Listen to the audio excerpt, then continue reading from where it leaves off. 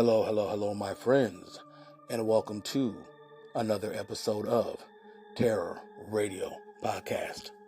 If this is your first time joining me, then welcome. This is a podcast dedicated in bringing you the best of horror and thriller, old-time radio broadcasts, as well as original stories. I'm your host, Keith, aka the Radio Show Nerd. And today's episode is entitled Gone Too Soon. Now, if you're familiar with my podcast, you know that I occasionally like to feature particular radio programs that weren't on the airwaves for too long, but in my opinion, still held a strong impact within the horror and suspense genre. So, without further ado, this is Terror Radio. The two radio series highlighted today are The Strange Dr. Weird and The Black Book. Now, The Strange Dr. Weird began in 1944 and concluded in 1945 and broadcasted on the Mutual Broadcasting Network. Now, this is seen to be a certain type of spin-off of the popular radio series The Mysterious Traveler, or as some refer to it as a poor man's version of The Mysterious Traveler, probably because it was narrated by the same radio actor, Maurice Tarplin, and many of the scripts were nothing more than condensed 15-minute versions of scripts used on The Mysterious Traveler. It was produced and directed by Jock McGregor. The Black Book, or also known as The Man in Black, debuted on CBS on February 17th, 1952, and concluded on March 2nd, 1952. And this was narrated by radio actor Paul Frees, who was known as the Teller of Tales. Now, this radio series, Mr. Frees would recite stories that usually centered around someone trying to commit the perfect murder or on the run after committing said crime. The first two radio plays will be Journey into the Unknown, which first broadcasted on The Strange Dr. Weird on November 21st, 1944, and Beauty and the Beast, and this is not the fairy tale we're used to, which broadcasted on The Strange Dr. Weird on January 16th, 1945. Following that are the two radio plays, My Favorite Corpse, which broadcasted on The Black Book on February 24th, 1952, followed by Vagabound Murder, which broadcasted on March 2nd, 1952. Now, you all know the drill. Sit back, turn down the lights, and listen to The Strange Dr. Weird, followed by The Black Book.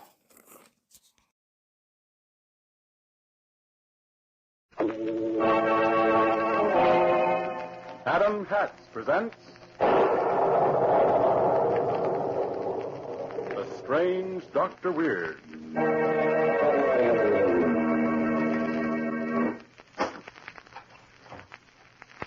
Good evening.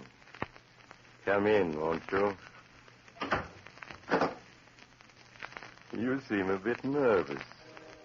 Perhaps it would calm you a little if I were to read to you from the secret journal of Professor Drake. It's a fascinating tale. I call it Journey into the Unknown.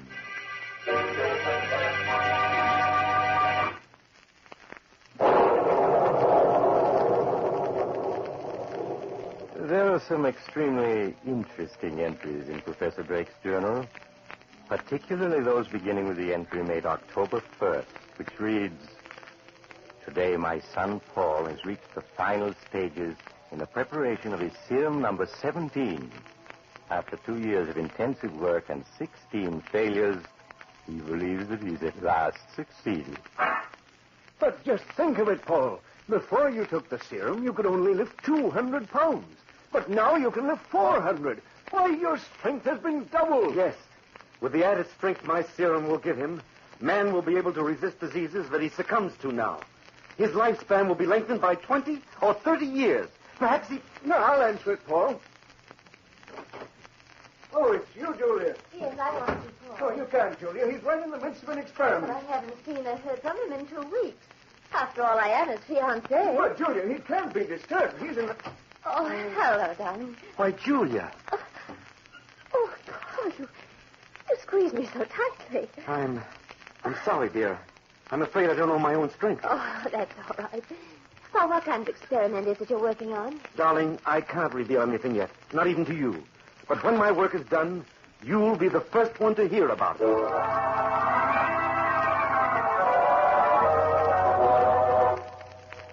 Here's the entry for October 7th.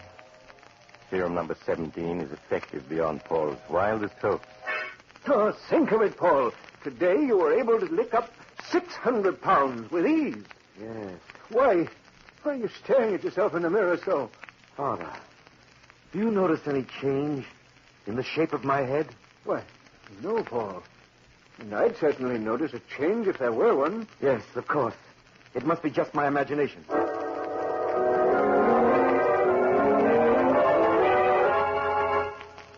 On October 8th, he wrote, "This morning when I entered the laboratory, I found Paul fast asleep at his desk. I woke him." Paul, wake up. Huh? You should have gone to bed when I... Oh. No, it can't be. What is it, Father? What's wrong? Your face. My face. Quick, hand me that mirror. Here. No. No. I was right. Look at me, Father. My face has become broad. The features flattened. The cheekbones prominent. And notice how thick the hair on my body has become. I've reverted to the Neanderthal man. The Neanderthal man. But, Paul, he existed 50,000 years ago. Yes, I know. At the swift pace I'm going backwards, it may only be a week, a few days, before I revert to an ape completely. Paul, what are we going to do? There's only one way I can save myself. I must find a neutralizer that will stop the serum from changing me into an ape before it's too late.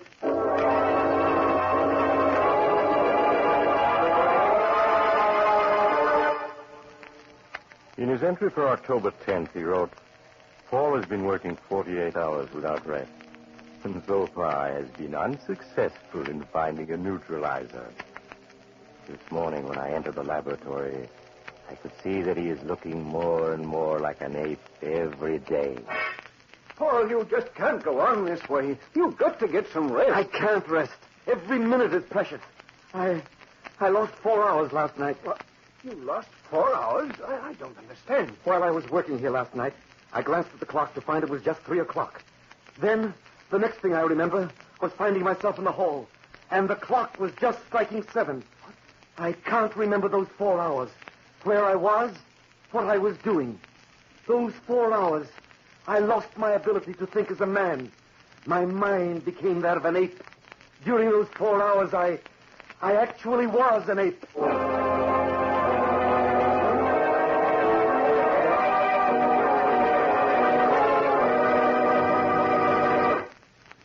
We return to the story of the terrible danger threatening this young scientist in just a moment. Meanwhile, for a breathing spell, a word from Dr. Weird. Yes, a breathing spell. Something pleasant to think upon. And what subject could be more appropriate at this fall season than hats? I'm sure my young friend here can tell you something most helpful about Adam hats. Thank you, Doctor. Gentlemen, Adam, hatter to famous Americans for many years, has created a brand new value in fine headgear for men. It's the Adam 5. Nowhere in America can you find a better buy. Try on an Adam 5. See for yourself. Notice the perfect fit, the up-to-the-minute fashion, the quality feel of the lustrous, fine fur felt. Every Adam 5 is fine fur felt, hand-blocked by master craftsmen. And you have a great variety of correct styles from which to choose. Try on an Adam 5 tomorrow. You'll look right and feel right in one. Proud to be seen wearing one anywhere. For other Adam hats, choose from prices ranging from $3.45 to $10. If it bears the Adam crest of quality inside the crown, you can be sure of honest value. Now, let's return to Dr. Weird and his tale, Journey into the Unknown. The entry for October 11th in Professor Drake's journal reads as follows. The changes in Paul's appearance continue.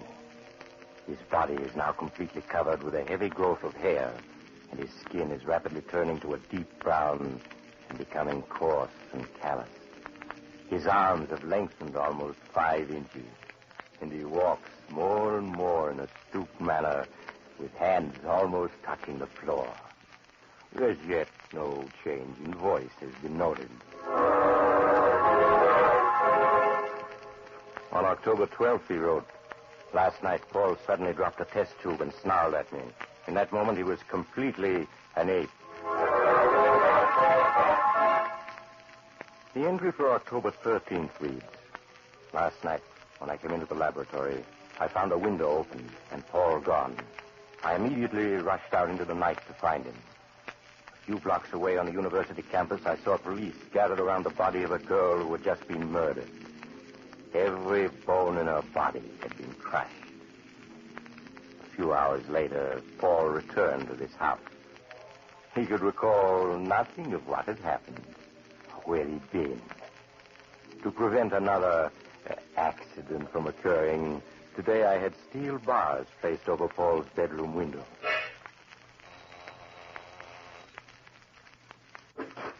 Oh, it's you, Julia. Good evening, Mr. Drake.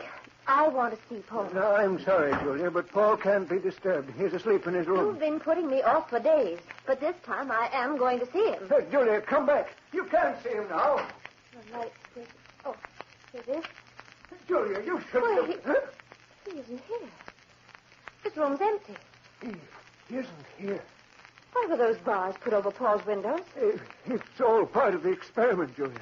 Oh, this window over here, as though someone had bent the bars apart to escape. But no man could have bent bars as strong as these. That ape. What ape, Julia? The one that the police believe crushed that poor girl to death last night. No, really, Julia, do you think for a moment that... You were using an ape in the experiment. This room was his cage. And now he's escaped. Julia, you're wrong, I assure you. Paul's out looking for that ape, isn't he? And the ape's a killer. Please, Julia. I'm going to get the police.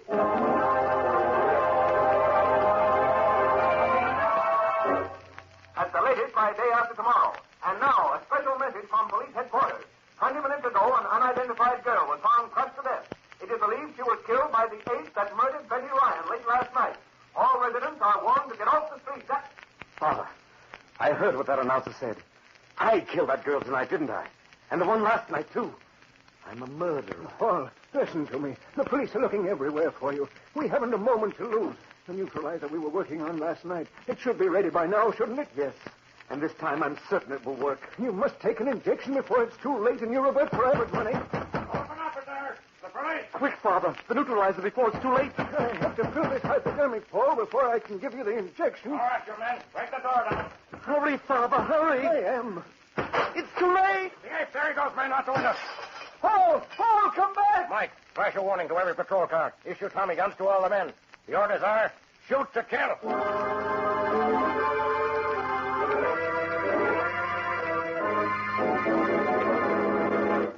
All right, men, spread out. We've got the ape cornered now.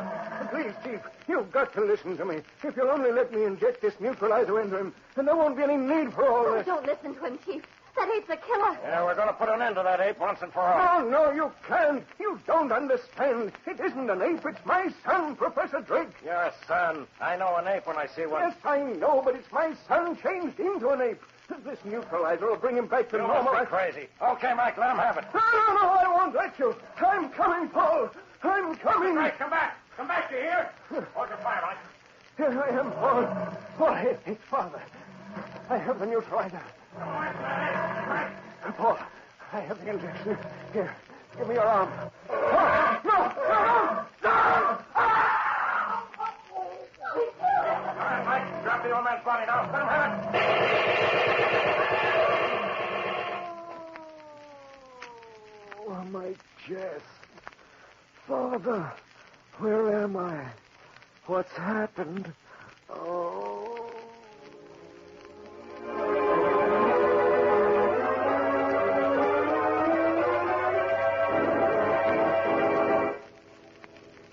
It was a great pity about poor Professor Drake, wasn't it?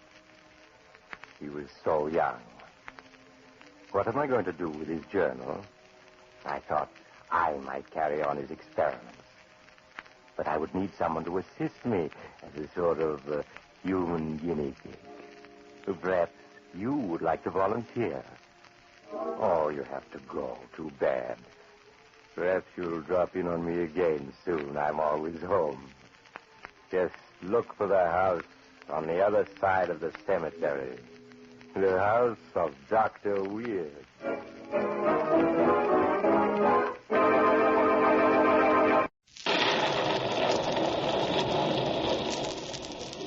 The Strange Dr. Weird.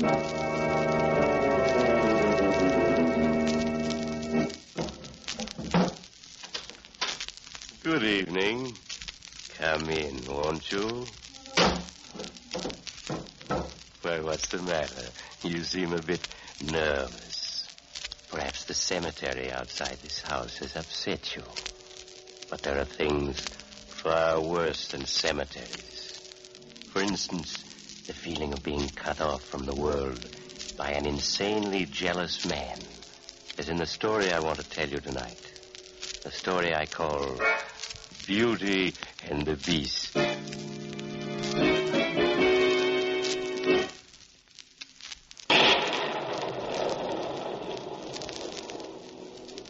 My story begins in New England, on a lonely, desolate cliff overlooking the Atlantic Ocean. Near the edge of the cliff, which towers 200 feet above the rocks below, a young man stands, a mere shadow in the darkness of the night.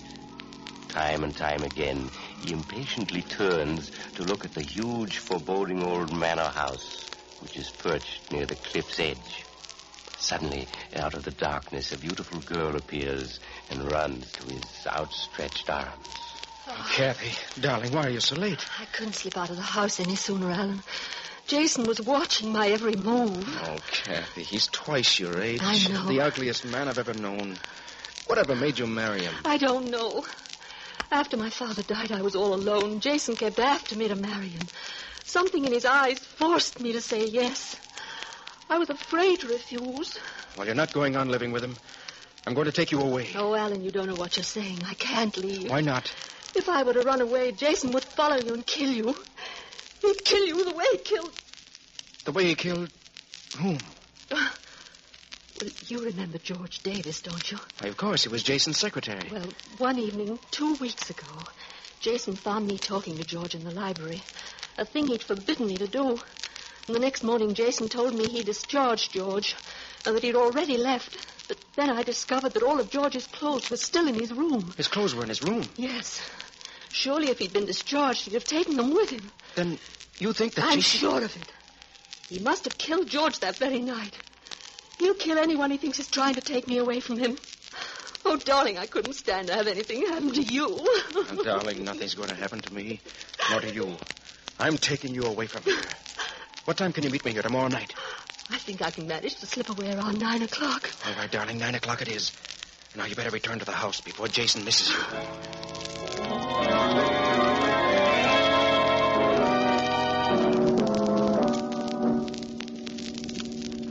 Catherine! Jason! Where were you, Catherine? Oh, I was just out getting some fresh air. You're lying. You slipped out to meet someone. No, Jason, really. Oh, Jason! My arm! You're hurting me. Who was it? Alan? Was it Alan? Tell me, or I'll...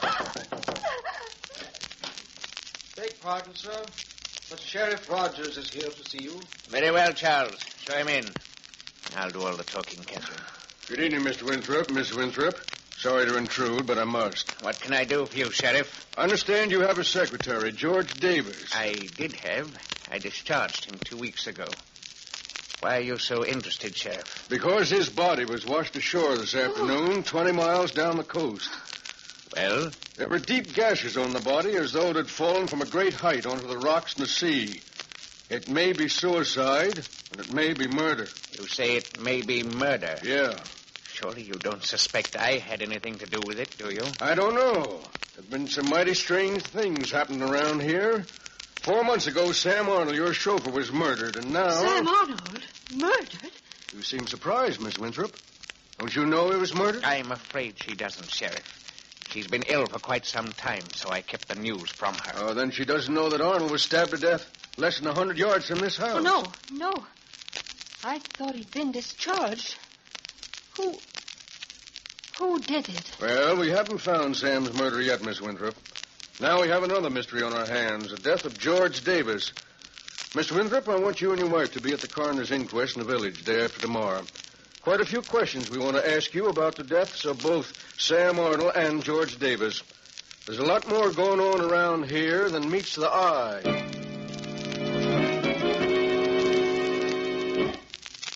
Dr. Weird's story will continue in a little while. And now I'd Young man, before you go on, remember where you are.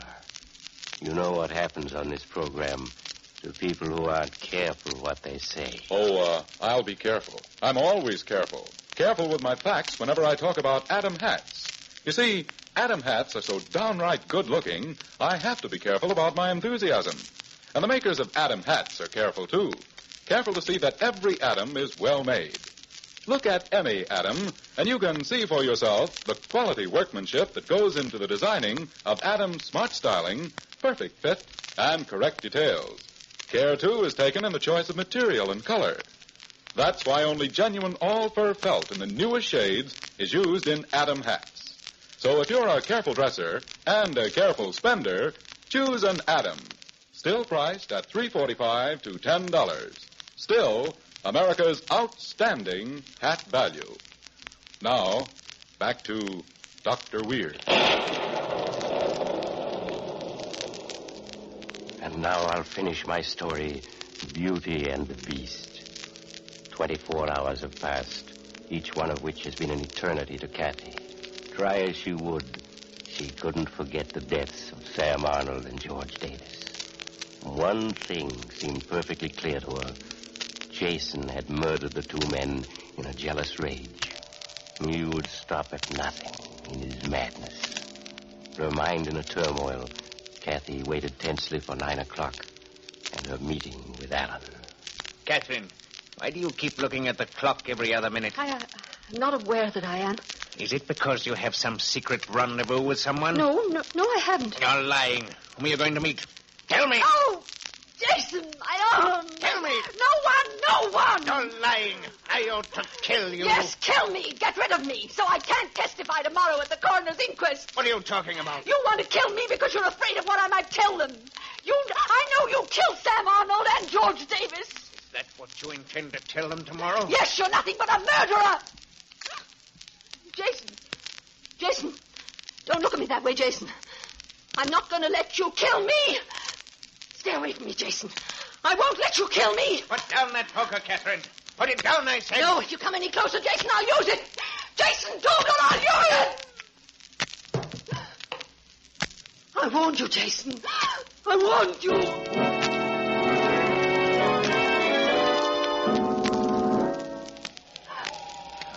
Kathy, you mustn't cry. You struck Jason in self-defense. Oh, Alan, what are we going to do? We're going through with the plans I've made. I have 2 tickets in a plane for Mexico, and we're going tonight. Catherine! Jason! Oh, there you are. You're not dead. I didn't kill you. No, the blow you struck me only... Ellen, what are you doing here? I've come to take Kathy away, Jason. Ellen, you don't know what you're saying. I'm warning you, Jason. Don't try to stop me. You don't understand, Ellen. She's a murderess. She killed 2 men. What are you saying? I never killed anyone. Ellen, I'm telling you the truth. She killed Sam Arnold and George A. Davis. You're lying. I didn't. How could she possibly kill 2 men and not know it? Because she's insane. Insane? A homicidal maniac. There are times when she loses control of her mind, and when she does, she kills. And then she comes to and has no memory of it, I suppose. Yes, that's it exactly. Just a minute before she pushed George Davis off this very cliff we're standing on, I heard her talking to him. Her voice was low, excited, the voice of a homicidal maniac. Before I could reach them, she'd pushed him off this cliff, and then she fainted. And when she regained consciousness, she had no memory of what had happened. No, it isn't true, Alan. He's trying to blame me for murders he's committed. Yes, I know, dear. Your story's very clever, Jason. Would account rather nicely for the deaths of those two men, wouldn't it? I'm telling you the truth, do you hear? And I'm going to tell it to the coroner's jury tomorrow. I protected her as long as I can. You're not going to tell the coroner's jury anything tomorrow. Alan, she's insane. No. She has to be exposed for both our sakes. Right. Alan, let go of me. You don't deserve to live trying to make Kathy pay for your crimes. No, Alan. Don't. You must listen to me. Alan, don't. There was no other way out, Kathy. He was insane. Utterly insane, trying to make it appear that you murdered Sam Arnold and George Davis when he did it himself. What? Alan, what is it? What's wrong? I just remembered something. When Sam Arnold was murdered 4 months ago, Jason and I were on a hunting trip in Canada. Why, we heard the news together over Jason's portable radio. You mean Jason didn't kill Sam Arnold?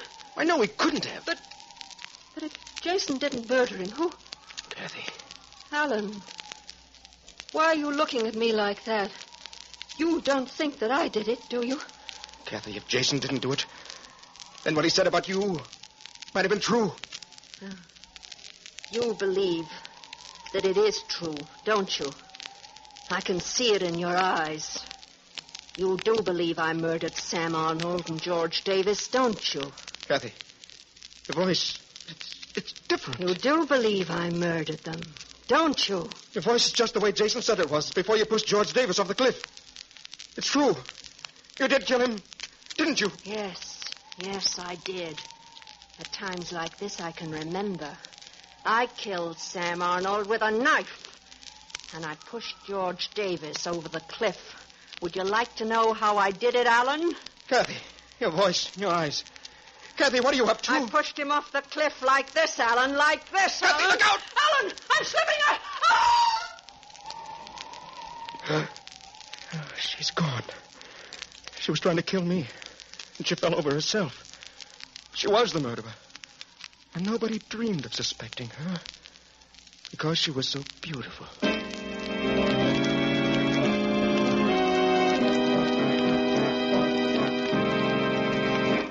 Alan was right.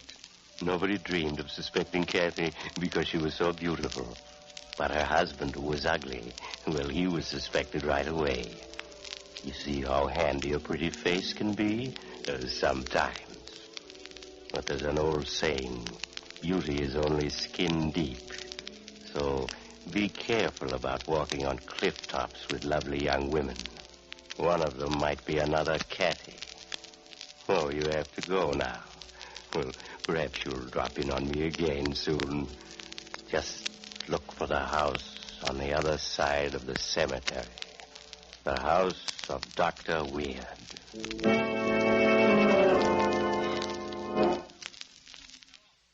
To tell you today. This one's about a murder in which the victim trapped the killer. Do you want to hear it?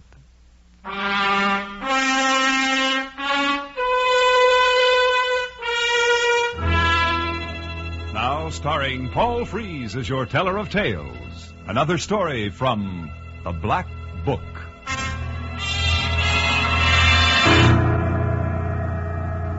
Yes.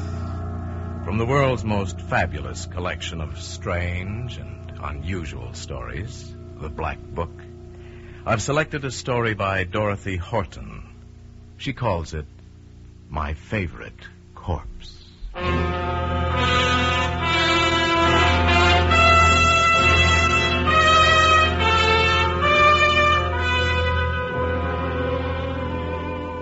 Artie Paul said goodnight to Lil.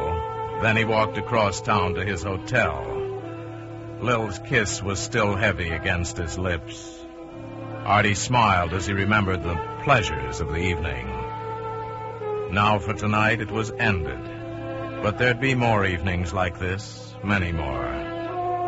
At the hotel he bought a pack of cigarettes, said goodnight to the desk clerk, and went up to his room. He let himself in, flicked on the lights, then placed a telephone call to Long Island. While he waited, he whistled softly through his teeth. There was just one obstacle in the way of complete happiness for Artie. Just one. A voice answered on the other end of the line. Hello? Jenny, this is Artie. I just finished that work for the office. Oh, that's nice, dear. I didn't realize how late it was until just now.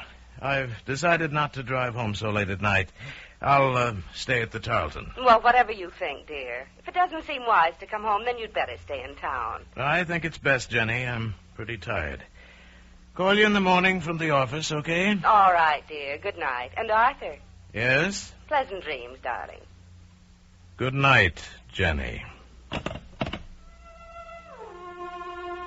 Arthur put up the receiver on the hook and sat staring out of the hotel window. Somewhere out there beyond the lighted city was his wife, Jenny. His devoted, faithful, understanding wife, whom he was going to kill. Artie wasn't sure just when he first planned to kill his wife, but it was shortly after he met Lil Nelson. It had been one of those electric things. Artie and Lil had met a few times for cocktails after he left the office in the evening before going home. At first, it had been merely an exciting flirtation, but quickly, frighteningly, it had grown to be much more. Now he saw Lil every day. He knew he was in love with her. Then finally, one evening, he told Jenny about it. But, Arthur, you're 15 years older than this girl. Jenny, look, we've been all over this. Arthur, it simply wouldn't work. Right now, she seems to mean a great deal to you. But it's just a crush. A passing fascination. Jenny, I'm sorry. I love Lil. I want a divorce. You're acting like a schoolboy, Arthur.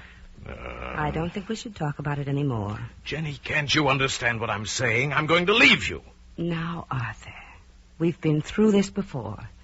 I won't let you make a fool of yourself over that blonde. Jenny, you're making a mistake. Arthur, you need me.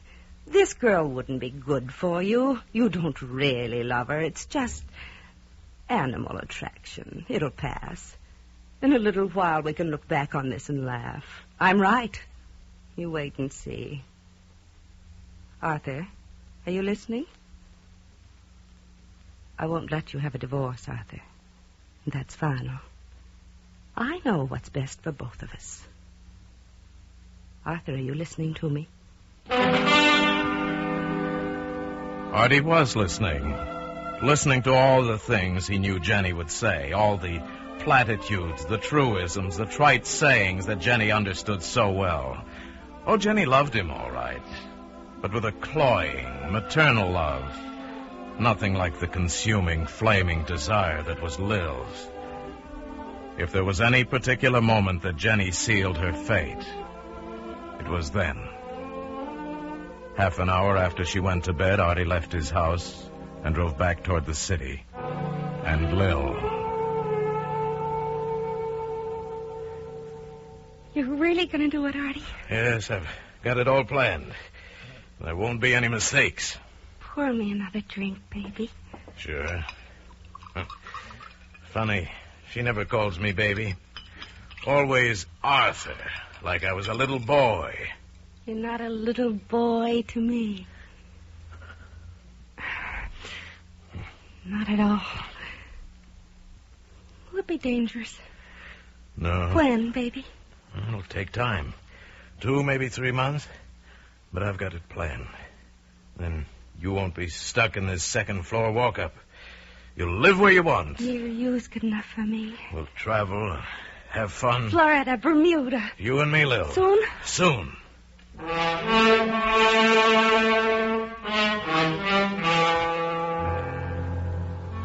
3 days after he made his decision, Artie bought a small .32 caliber gun. Then he began his period of stage setting. Lil was never mentioned in his home again. She stopped coming by the office to see him. There were no more cocktail rendezvous in the dark bar. And as time passed, people at the office forgot about her. The kidding died away. At bridge parties, his friends remarked on how nice it was to see a couple so much in love as Jenny and Arthur. They were getting along wonderfully. In the months that followed, Artie sat through countless dull plays and movies holding Jenny's hand. And all the while he ached to be with Lil. Artie wasn't certain that Jenny was fooled by all this sudden affection, but he knew their friends were. And then, after what seemed eternity, the night came. And Artie was glad. It was to be a Wednesday night, the night that Jenny went to a reading club. She'd be home around 10 o'clock. Artie went to work setting up his alibi. He phoned Jenny, then let it be known around the office he'd have to work late, might even stay in town. He ate dinner, then with his briefcase under his arm, sat down in the lobby of the Tarleton, in full sight of the night clerk. It was 8:15. Artie acted his part to perfection. By 8:30, he was nodding. At 5 minutes of 9, he raised his head, blinked, and looked around. Getting up, he walked to the night clerk. Oh, well, that's one for the books. Fell asleep right there in the lobby. Look, I'm going up to my room. Nothing short of an atom bomb could get me out of bed tonight. And the night clerk laughed with him. Artie went up to his room, waited 15 minutes, turned out the lights, and quietly, carefully climbed out the window onto the fire escape. 3 minutes later, he was in his car. 40 minutes later, he was climbing in the library window of his own home. He looked at his watch. 10 o'clock. That was good. Jenny'd be home any minute. He moved quickly to the hallway by the front door and slid into the hall closet, pressing himself back into the darkness. Jenny was such a creature of habit, he knew exactly what she'd do.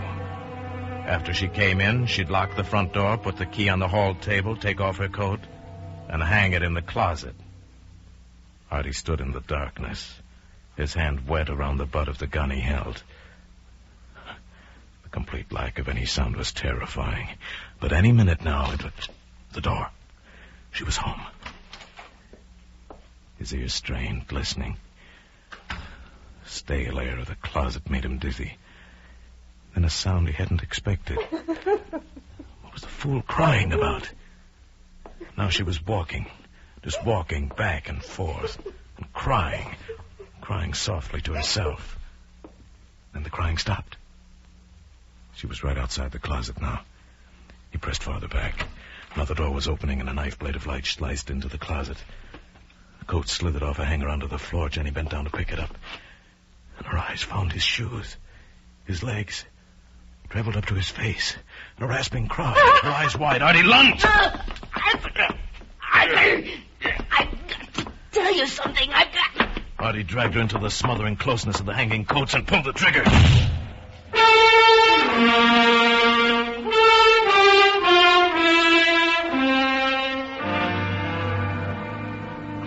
As he drove back into the city, Artie knew he'd been very clever. It would look like suicide. He'd pressed Jenny's lifeless fingers around the butt of the gun. It was lying on the floor now, close to her body. It was all so simple. After he parked the car, Artie started for the hotel. But as he walked, a sudden desire made him hesitate. If only he could see Lil for a second, she'd want to know.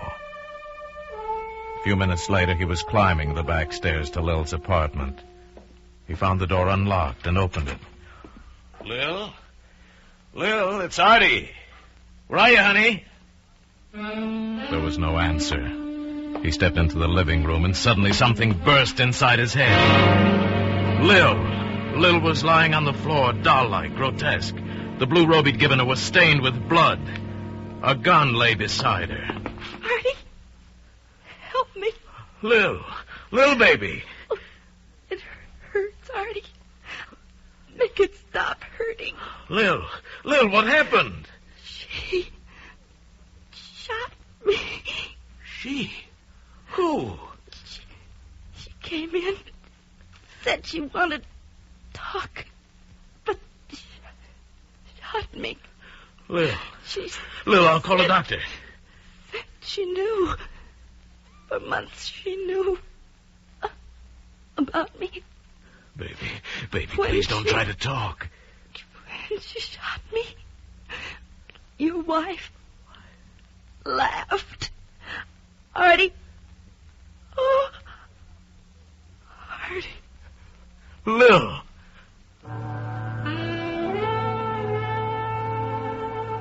Artie got to his feet. Lil was dead. He picked up the gun. It was his gun. His gun. The one he'd always had around the house. The one he had registered in his name. Now, too late, he remembered he hadn't seen it for several days. Of course. Jenny had taken it when she planned a murder of her own. Jenny had fooled both of them. And Artie stood there for a moment, looking down at Lil. Tears filled his eyes and spilled over. After a moment, he walked to the phone and slowly picked up the receiver.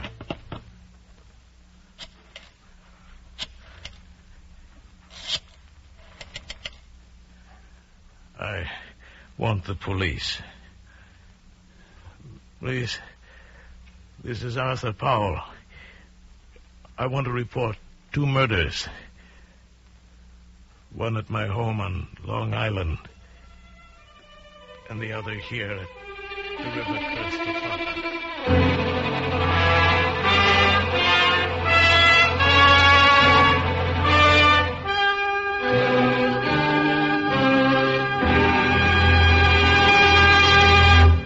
The Black Book stars Paul Frees as your teller of tales, assisted today by the noted Hollywood actress Virginia Gregg.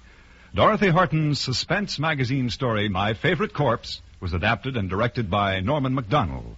The special music is composed and conducted by Leith Stevens.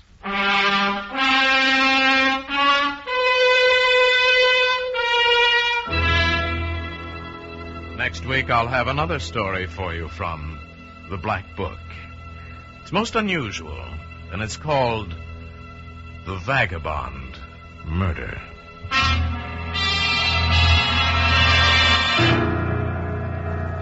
Oysters are in season every month that has an R in it. And Jack Benny's gang are in season whenever Sunday night rolls around. Listen in whenever you are in the mood for fun. Clarence Cassell speaking.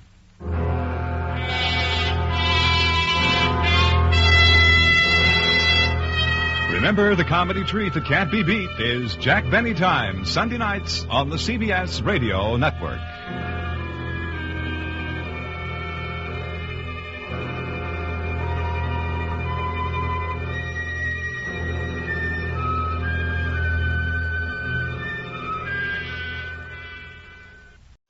I have another story to tell you today.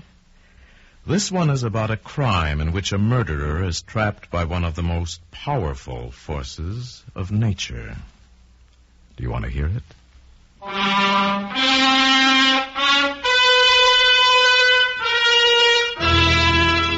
Now starring Paul Frees as your teller of tales. Another story from The Black Book.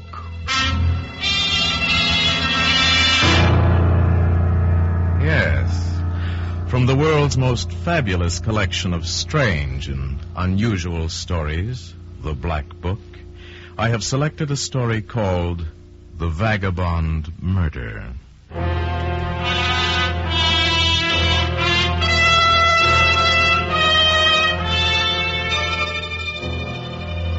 Eric Patterson was growing desperate. He'd been there for over 2 hours, waiting with less and less patience for the door in front of him to open. He listened intently for the warning sound of the key in the door. Eric needed to be warned because when the man he was waiting for entered the room, Eric was going to kill him.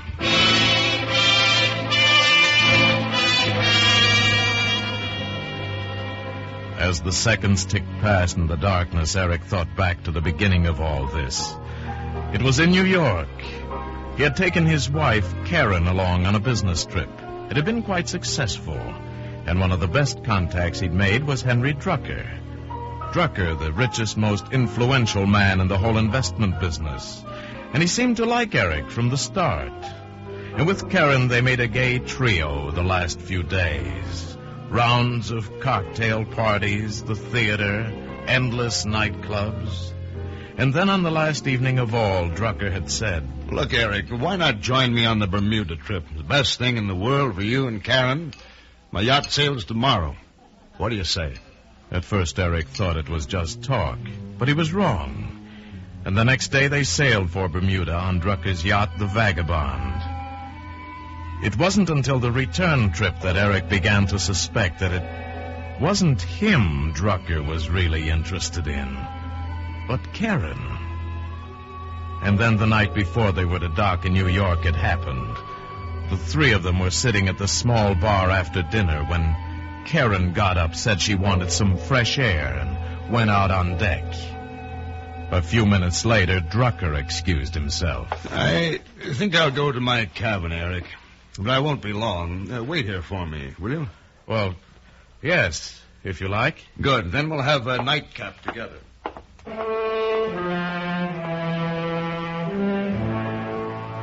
And so Eric was left alone. As he sat there, disturbing images began to form in Eric's mind. Pictures of Drucker, handsome, virile, wealthy, and of Karen, young, beautiful, and oh so impressionable.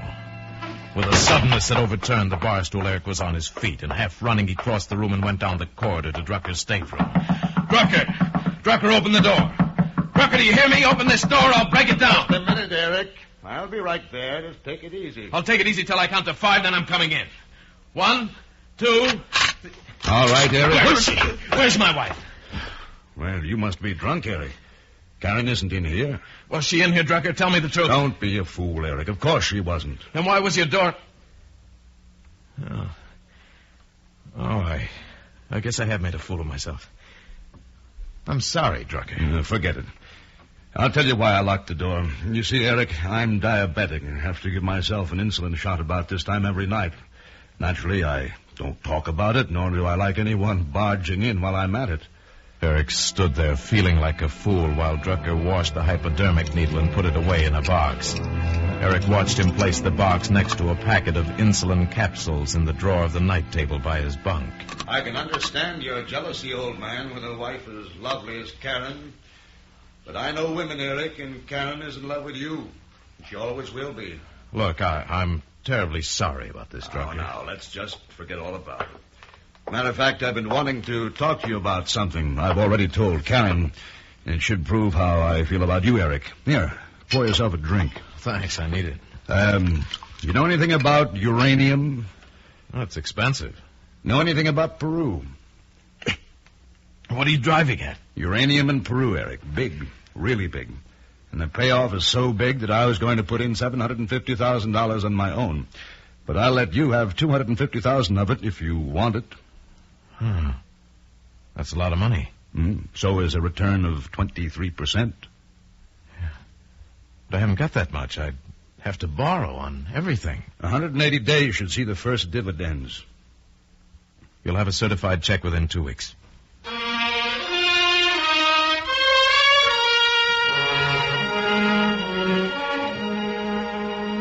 Back in New York, Eric and Drucker spent hours poring over graphs, reports, charts, surveys to make certain their investment was sound, and they could find no flaw. But 6 months later, Eric learned that even the most gilt-edged promotion can fail. Uranium in Peru didn't make him a millionaire. It ruined him. It took his entire personal fortune, and because he'd borrowed so heavily, his business and his credit were ruined. Eric suddenly found himself without a single capital asset. In desperation, he went to see Drucker. So that's the picture, Eric. There isn't a thing I can do. Yes, of course. I understand your position. All my cash assets went too, and everything else of mine's tied up. You can't touch it for years. Well, we took a chance, and we both lost. Thanks again, Drucker. Eric, do you have any plans? Well, I've had an offer from the coast. Oh. Small investment house in Oakland. Well, I'm sure it'll work out fine. Tell me about Karen. How is she taking all this? Karen? Oh, she's really great, Drucker. Now she decided to go back to modeling in New York for 6 months or so. Just while I'm getting started, you understand. She's a fine girl, Eric. You're very lucky. Yes, I know I am. Well, goodbye, and thanks again.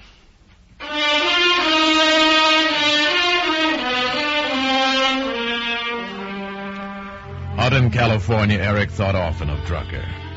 After all, it was part of the game. They'd missed this time, but maybe the next. More often, however, he thought about Karen in New York. He'd heard from her regularly at first, and then the letters stopped.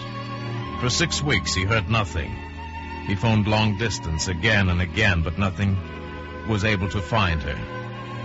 And he was beginning to be beside himself with worry and fear. Then one night his phone rang. Yes, hello? Mr. Patterson? Yes? This is Oliver Fay. I do a little gossip column here for the Herald. I hope you read me. No, I don't. Well, anyway, perhaps you'd like to make a statement. Statement? What are you talking about? Well, it's about the marriage of Karen, your perfectly lovely ex-wife, and Henry Drucker. Where'd you hear this? I never reveal my sources, Mr. Patterson, but they're driving Mr. Drucker's Nash Healy out from Reno tomorrow.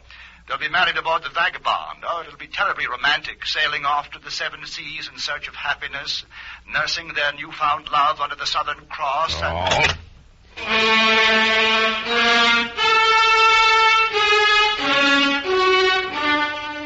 At first, Eric thought it was all a lie, that perhaps he was the victim of a cruel prank. But he had to find out. And an hour later, he was standing on a fog-wet pier, looking at the sleek white outline of the Vagabond. And suddenly, as waves of nausea swept through him, he understood everything. Drucker had deliberately ruined him, and undoubtedly with Karen's knowledge. These last 6 weeks, Karen had been in Reno, divorcing him by default. Everything had been taken from him. His money, his wife, his pride, and he hated them for it. Eric stood there raging, his eyes fixed on the porthole he knew to be that of Drucker's own cabin. And suddenly he realized that he was going to kill Drucker. And a second later he knew how he was going to kill him. He returned to his rooms and dialed the number of the Herald, asking for Oliver Fay. Fay speaking. Mr. Fay, this is Eric Patterson. Oh, yes. Look, I want to apologize for my rudeness earlier this evening. Oh, that's all right, Mr. Patterson. People are often harsh. Yes, well, I'm sorry. I would like to give you a statement now. It's simply that Henry Drucker and I are close friends, and, well, there's no ill feeling between any of us. You understand. I certainly wish them the best of everything. Well, good. I'll print that, and I'll show it to them tomorrow night. And, you know, there's a pre-wedding party aboard the Vagabond. Oh? What time are they sailing? I might want to send them a wire. Well, I have my little notes right here. Let me see now. Cocktails at 5:30, then dinner at about 8, and finally the sailing around 2 a.m., I think. You know, it's going to be such fun. I'm the only one of the literary crowd they've included. Oliver Fay gushed on, but Eric wasn't listening now. He had all the information he needed. Henry Drucker was as good as dead right now.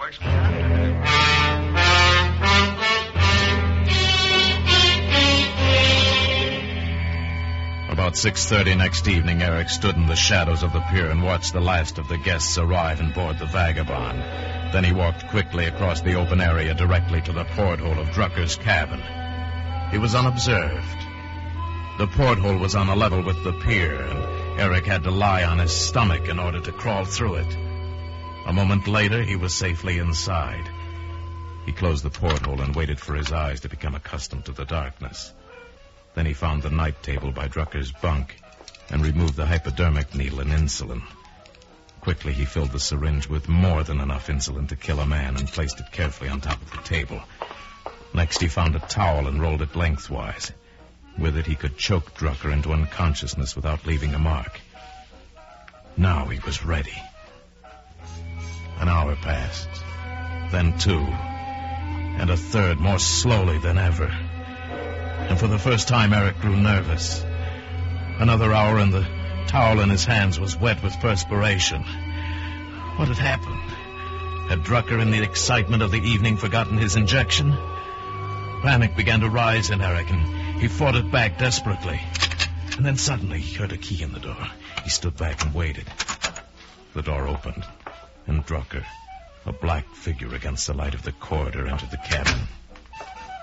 Eric waited until he'd locked the door behind him. Then he moved. The towel went around Drucker's neck, and Eric twisted it with a frenzied strength. After a moment or two, Drucker ceased to struggle, and Eric finally released him. He might have been dead already, but to be sure and to make it look like suicide or an accident, he injected the overdose of insulin. Then it was over. Perfect. Eric sighed deeply with relief and satisfaction. Mr. Drucker? Mr. Drucker! Oh, come now, I know you're in there. You promised me an interview, you know. Terror-stricken Eric moved to the portal. His hands trembled as he opened it and prepared to climb through. But something was wrong. The portal was open, but he couldn't get out. Blocking it 6 inches from his hands was a solid wall of pilings, great timbers side by side. The floor of the pier was now 2 feet above him. For a moment he was dazed. And then he knew. The tide. The tide was going out, and the ship had dropped a few feet with it. The tide had cut off Eric's only escape. He was hopelessly trapped. He sat down heavily, almost ready to cry. I'm still here, Mr. Drucker, and I'll wait right here all night if necessary. Do you hear me?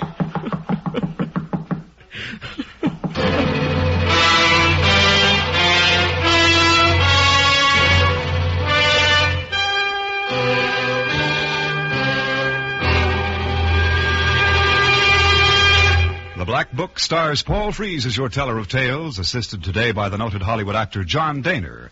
The Vagabond Murder was written by Norman MacDonald and John Meston and directed by Mr. MacDonald. The special music is composed and conducted by Leith Stevens.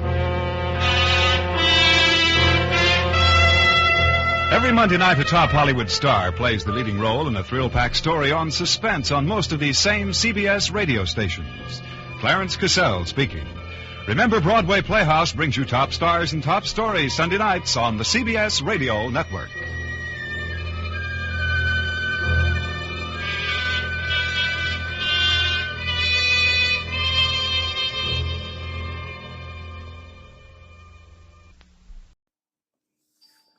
Well, that's our show for tonight. I want to thank you all for listening. And remember, you can find me on Facebook at facebook.com/terror1970, or you can find me on Instagram at Radio Show Nerd. I also have a YouTube channel, a YouTube channel, Terror Radio. Please check it out. Like and subscribe and share the videos. Will be highly appreciated. Again, this is your host, Keith, better known as the Radio Show Nerd, signing off.